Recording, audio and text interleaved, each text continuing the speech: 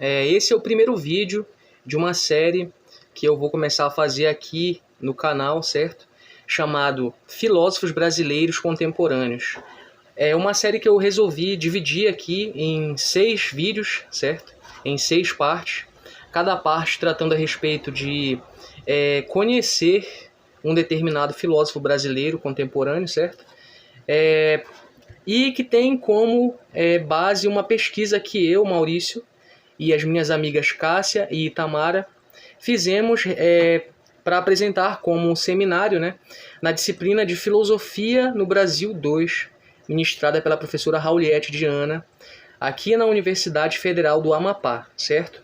Então, cada vídeo eu vou estar trazendo aqui um determinado filósofo para a gente conhecer um pouco da biografia, um pouco da corrente de pensamento e também um pouco das obras, né? Na verdade, só conhecer as obras, não lê-las, não interpretá-las, certo? Até porque isso daí levaria muito tempo para a gente fazer. E enfim, como o nosso tempo é curto, eu resolvi fazer esses pequenos vídeos falando sobre esses autores, certo? Mas para que vocês possam conhecer e depois, se sentirem interesse, né, buscarem ler as obras desses filósofos, certo? E o primeiro filósofo que eu vou abordar hoje, né, nesse primeiro vídeo, é o Gerd Alberto Burnheim, certo? Eu vou começar lendo a biografia dele. Eu queria dizer que cada vídeo eu vou dividir em 3 partes, né? Na primeira parte eu vou ler a biografia dele, do autor ou da autora, né? Em segundo lugar, num segundo momento, na verdade, eu vou ler um pouco sobre a corrente de pensamento desse autor. E, em terceiro lugar, finalizando o vídeo, eu vou ler um pouco sobre as obras desses autores, né? Apresentar as obras deles para vocês, certo? Então, começando aqui pela biografia, que eu posso dizer que o Gerd ele nasceu no dia 19 de novembro de 1929, em Caxias do Sul, Rio Grande do Sul. Em 1951, ele graduou-se em Filosofia pela Pontifícia Universidade Católica do Rio Grande do Sul, a PUC-RS. 2 anos depois, em 1953, ele ganhou uma bolsa de estudos do governo francês e viajou para a França para estudar na Universidade de Paris, a Sorbonne, certo? Onde teve o primeiro contato com a filosofia contemporânea.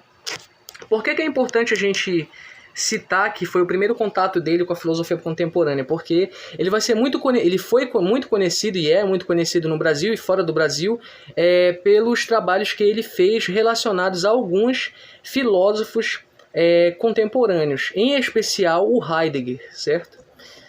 Como a gente vai ver no decorrer desse vídeo aqui. Anos depois, em 1954, ele transferiu-se para a Universidade de Oxford, onde estudou literatura inglesa e filosofia política. Em relação à filosofia política que ele foi estudar, eu acho que, por curiosidade, é muito legal a gente citar uma coisa, que ele estudou na mesma universidade que o Thomas Hobbes e o John Locke estudaram, né? Que são 2 autores muito conhecidos e muito importantes para a filosofia política, certo? São 2 contratualistas. E aí, no ano seguinte, ele voltou para o Brasil para lecionar na Universidade do Rio Grande do Sul, a URGS. E depois ele foi lecionar na PUC-RS, onde ele já havia, como vocês viram anteriormente, né, estudado, certo? Ele se formou na PUC, viajou para o exterior, lecionou algumas disciplinas, né, e retornou para o Brasil para trabalhar na URGS e depois na PUC como professor, certo? Continuando. Em 1960, ele tornou-se diretor do curso de estudos teatrais da Faculdade de Filosofia da URGS. Isso daqui é importante citar também, porque ele tem algumas obras, na verdade, né, em que ele aborda, em que ele faz uma discussão envolvendo a filosofia e a arte, certo? E aí começa, nesse momento aqui, em 1960, que começa essa relação dele, enquanto professor de filosofia, né, com a arte, porque ele passa a ser diretor do curso de estudos teatrais da Faculdade de Filosofia da URGS. E aí, em 1964, com o início do regime militar, né, ele foi perseguido, como eu já havia dito, né, pelo regime, e impedido de lecionar em universidades. certo? Então ele foi impedido pelo regime militar de começar a dar aula, de lecionar disciplinas, né, nessas universidades, e aí de 1964 a 68 ele passou a ser professor em cursos de pré-vestibular. Então você imagina, um professor com a erudição dele, né, com a formação dele, né, uma formação inclusive, uma pós-graduação no exterior, né, ele teve que começar a dar aula não em universidades, mas em cursinhos para vestibular, certo? E a coisa piora, certo? Como eu vou acabar mostrando para vocês agora. Em 1972, ele foi convidado a lecionar no Instituto de Filosofia da Universidade de Frankfurt, na Alemanha, ficando apenas por um semestre.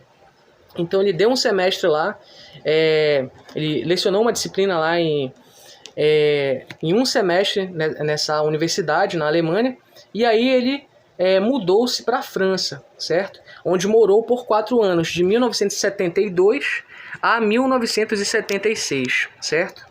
Nesse período ele atuou como professor de alemão, então é por isso que eu digo que ele acabou... as coisas pioraram muito mais, né? Porque, de repente, um professor que tinha toda essa formação, né, começou a dar aula de alemão, que não era uma formação dele, e aí foi obrigado a trabalhar dessa forma, né? Inclusive na França ele também atuou como... ele cuidava de uma biblioteca lá, certo? Para poder sobreviver, porque ele não poderia trabalhar como professor de universidade no Brasil, certo? Prosseguindo. Em 1976 retornou ao Brasil e em 1979 foi convidado a lecionar na Universidade Federal do Rio de Janeiro, em que ficou até 1991. Ele chegou no Brasil em 76 e aí ele tentou um documento para ele poder voltar a dar aula nas universidades, né? E aí ele conseguiu em 79 voltar a dar aula na UFRJ, certo? Universidade Federal do Rio de Janeiro. E aí, em 1991, ele passou a lecionar na Universidade Estadual do Rio de Janeiro, em que ficou até 2002, certo? O ano de sua morte, como a gente vai ver agora, né? Gerd Burnhey, ele faleceu no dia 5 de setembro de 2002, aos 72 anos de idade, certo? Então agora nós vamos ver aqui um pouco sobre a corrente de pensamento desse autor, certo? Bem, dando prosseguimento, né? Ao analisarmos as obras de Gerd Burnhey, tornou-se notória a enorme influência por filósofos contemporâneos internacionais, como, por exemplo, Jean-Paul Sartre, certo? O Sartre, muito conhecido, né? Um existencialista, e o Martin Heidegger, certo? São esses dois autores aí que o professor Gerd estudou bastante durante a vida dele. Aliás, no que diz respeito a esse último, ou seja, ao Heidegger, né? Sabe-se que Gerd é citado como um de seus principais difusores no Brasil, tanto pelo filósofo Johannes, em História da Filosofia Contemporânea, de 63, quanto pelo filósofo Rudiger. Não sei se eu pronunciei certo o nome dele, mas o livro em que o Rudiger cita o professor Gerd é em Heidegger, um mestre da Alemanha entre o bem e o mal, de 2018. Então ele é citado nesses dois livros como um difusor das ideias do Heidegger no Brasil, certo? E aí agora a gente vai falar de fato sobre a corrente de pensamento, as correntes de pensamento, né, que o professor Gerd apresentava. Sendo assim, a primeira matriz que podemos identificar no pensamento de Gerd é a matriz exegética, ou seja, o que é fazer a exegese, né? É você pegar um determinado texto ou livro de filosofia de um determinado autor e fazer um comentário acerca daquele texto, certo? Então ele fazia bastante isso nos livros dele, como a gente vai ver aqui, presente nos livros Dialética, Teoria e Praxis, Ensaio para uma Crítica da Fundamentação Ontológica da Dialética, de 1983, Martin Heidegger, L'Être et le Temps, não sei se eu pronunciei certo de novo, mas é de 1976, Também vemos a matriz exegética no livro Metafísica e Finitude, Ensaios Filosóficos, de 1963.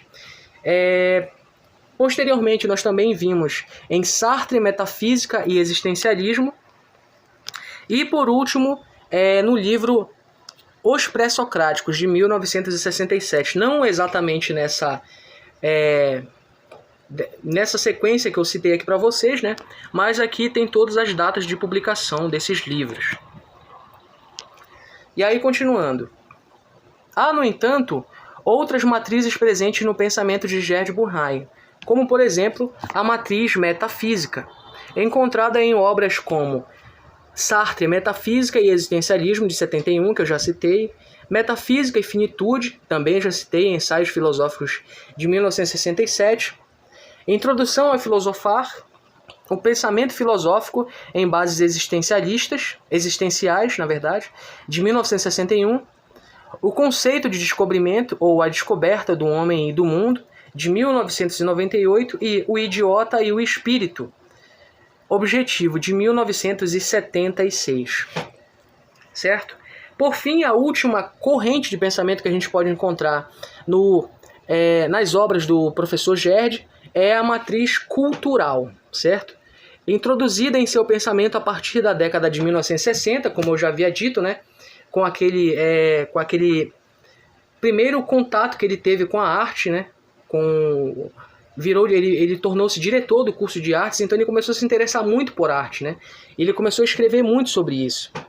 E aí é encontrada em obras como Páginas de Filosofia da Arte, publicada em 1998, O Sentido e a Máscara, de 1965, Teatro, A Cena Dividida, de 1983, e Brecht, não sei se pronunciei certo também, A Estética do Teatro, de 1982, certo?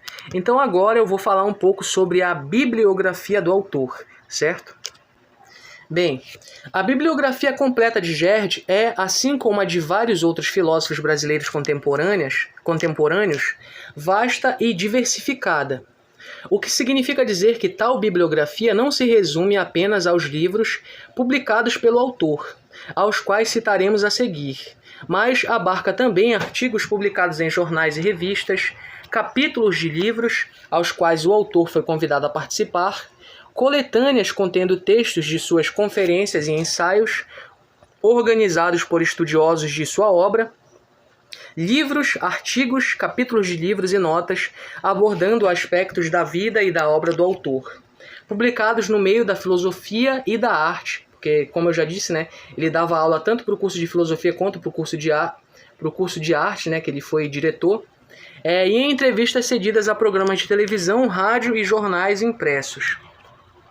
No entanto, antes de citarmos o quantitativo acerca da bibliografia de Gerd Burnheim, coloquei aqui, encontrado através da presente pesquisa, é preciso deixar claro que todo ele nos foi cedido por Lucas Taufer, doutorando do curso de pós-graduação da Universidade de Caxias do Sul, a UX, e estudioso da obra do autor. Então, muito obrigado aí, Lucas, você me ajudou bastante, ajudou meu grupo bastante a fazer essa pesquisa, certo? Toda ela, na verdade, nessa parte em especial sobre o professor Gerd, você foi de essencial ajuda, então muito obrigado mesmo, certo? Só tenho a agradecer. Tal quantitativo é apenas um número aproximado, devido ao fato de que boa parte da bibliografia de Burnheim se perdeu até aqui, principalmente artigos e entrevistas, material impresso que não foi digitalizado. Então muita coisa a gente perdeu, muitos artigos a gente perdeu, muitas entrevistas a gente acabou perdendo porque não foi digitalizado, certo? Diferente de autores como a gente vai ver em próximos vídeos, num próximo vídeo na verdade, né? Como o Padre Vaz, que tem, na verdade, um memorial assim, muito organizado, fica até impressionado com a organização daquele memorial, certo? Tem tudo lá, tá tudo digitalizado lá. O Gerd Burnheim não teve a mesma sorte, né? Enfim, sendo assim, podemos citar a existência de 106 textos entre capítulos de livros e artigos publicados em obras organizadas por outros autores e jornais, revistas, 134 textos de outros autores, tanto da área da filosofia quanto da arte, abordando aspectos da vida e da obra do filósofo. Textos que variam entre livros, artigos, capítulos de livros e notas. Ainda é possível citar 3 coletâneas contendo textos de conferências e ensaios do autor, organizadas por Gaspar Leal Paz, da UFES, sendo a primeira publicada em 2015, a segunda publicada em 2022 e a terceira ainda a ser publicada até o fim de 2023. Podemos citar também as 21 entrevistas cedidas à televisão, rádio, assim como a jornais e, por fim, é claro, os seus 13 livros, que são as obras que eu vou citar agora, certo? Esses aqui são os 13 livros que o professor Gerd publicou, né, durante toda a vida dele. Começa citando aqui aspectos filosóficos do romantismo, nessa edição aqui de 59, certo? Brecht, a estética do teatro, numa edição aqui de 92. Dialética, teoria e praxis, ensaio para uma crítica da fundamentação ontológica da dialética, certo? Numa publicação aqui de 1983. Estou trazendo aqui com essa referência, né, para vocês procurarem depois e para comprar, né, o livro, caso se interessarem. Cito também Introdução a Filosofar, o pensamento filosófico em bases existenciais. Depois, Martin Heidegger, Le Temps, o conceito de descobrimento ou a descoberta do homem e do mundo, o idiota e o espírito objetivo. Também cito Sartre, Metafísica e Existencialismo, Metafísica e Finitude em Ensaios Filosóficos, Páginas de Filosofia da Arte, O Sentido e a Máscara, Os Filósofos Pré-Socráticos, Teatro e a Cena Dividida, certo? Então são esses 13 livros aqui que o professor Gerd publicou durante toda a vida. Espero que vocês tenham gostado do vídeo, procurem conhecer esse grande filósofo. Inclusive tem bastante não, mas tem algumas palestras do professor aqui no YouTube, vocês vão achar com uma grande facilidade, certo? E vão gostar bastante. Então é isso, pessoal, até o próximo vídeo e tchau!